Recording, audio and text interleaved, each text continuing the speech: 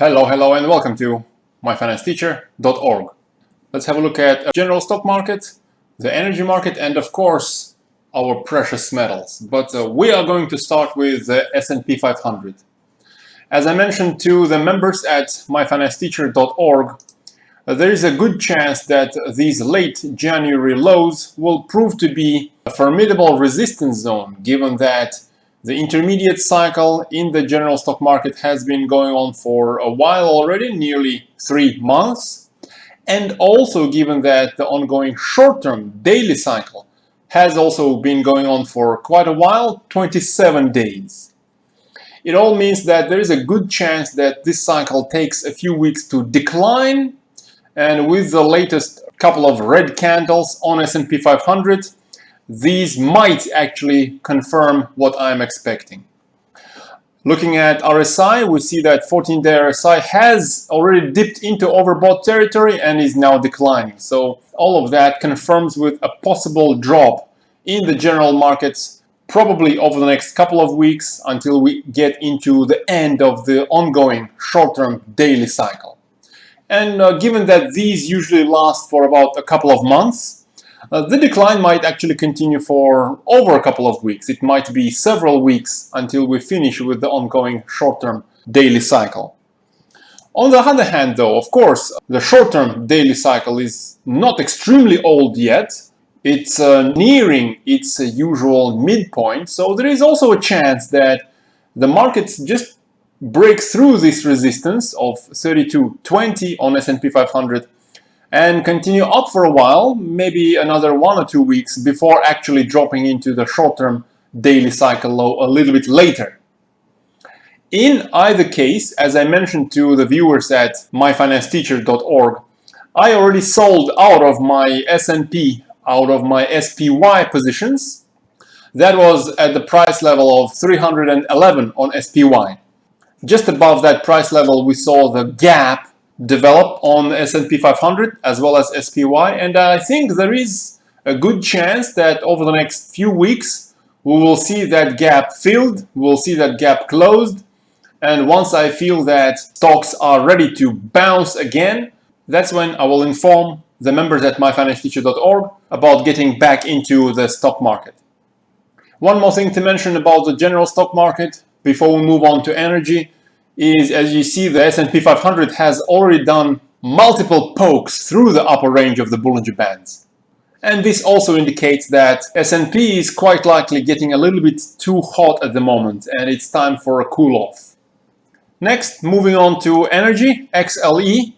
Again, as I informed the members at myfinanceteacher.org, we got out of XLE just a couple of days ago, right near that top that we saw a couple of days ago on XLE. And over the next couple of weeks, over the next few weeks, together with the decline in the general stock market, I think XLE, this is the ETF holding a range of energy companies, is very likely to decline as well. We see 14-day RSI has been into overbought territory a couple of days ago, and we've seen several pokes through the upper range of the Bollinger Bands.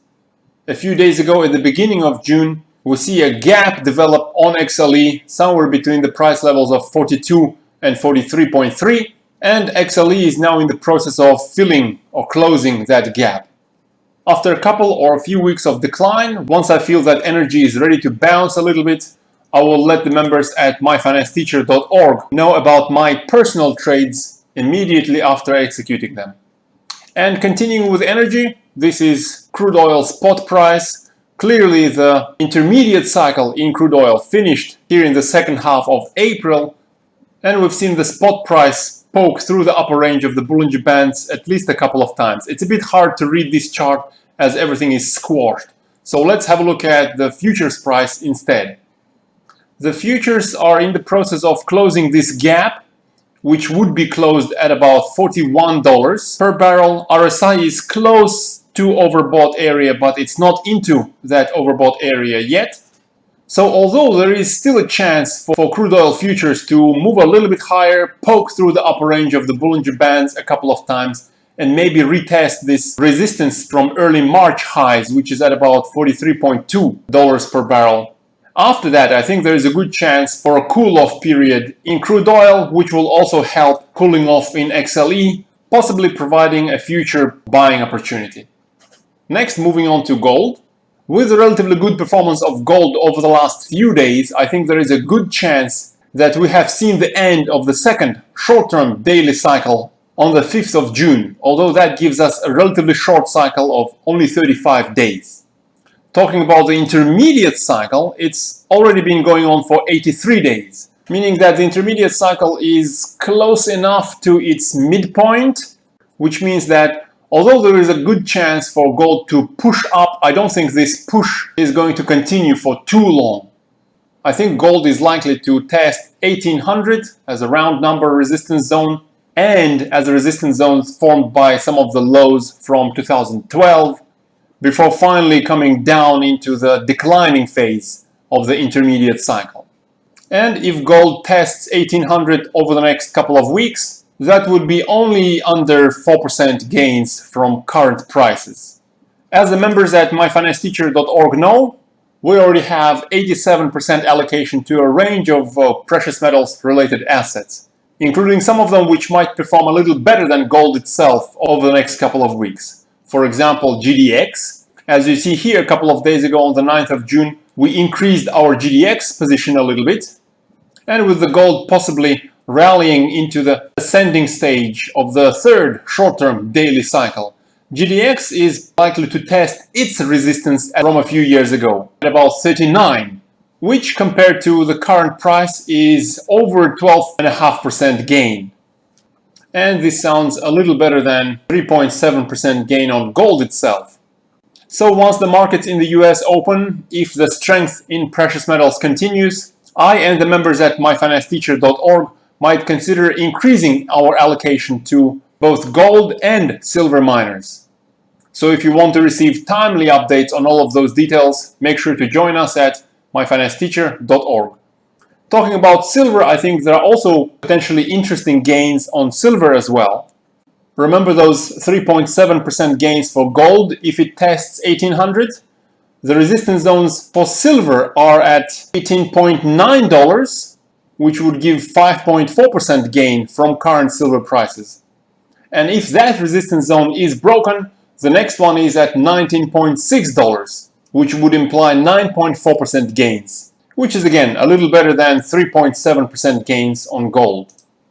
So personally, I'm looking forward for the markets in the US to open, and by then, if precious metals still look good, I am going to increase my allocation. With the energy and the general stock market though, I'm going to stay away for a while until I see a nice buying opportunity, at which time I will make sure to inform the members at myfinancesteacher.org. So that is my view of the general stock markets, energy markets, and precious metals markets. Let me know what's your view. Share your opinion in the comments below. I really like it when I can learn something new from your comments. Before typing those comments though, make sure to hit the like button, subscribe to the channel if you haven't, and good luck in your trades.